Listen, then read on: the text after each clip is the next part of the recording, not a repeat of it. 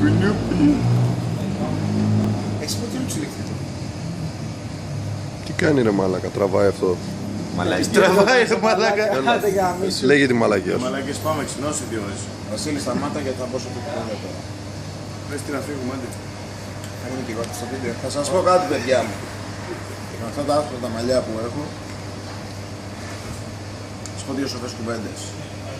Μετά από τα νιόνκι, τη σοκολατόπιτα με το παγωτό, αυτό το μυρ που φάγαμε, δεν ξέρω τι ήταν, με έχει πιάσει το μάχημα το κάφτερο.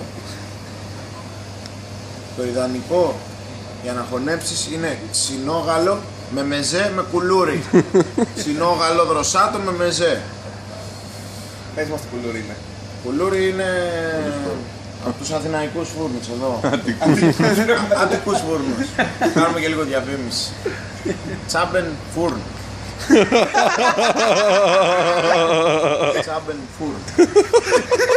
Αυτή τη σοφή κουβέντα να τη βάλετε καλά στο μυαλό σας. Δροσάτο buttermilk. Ξινόγαλο στα ελληνικά γιατί δεν είναι στα εγγλέζικα. Με κουλούρι από τους τσάμπεν μυρ. Από τους Θεσσαλονικίους. Αυτά. Κατευθείαν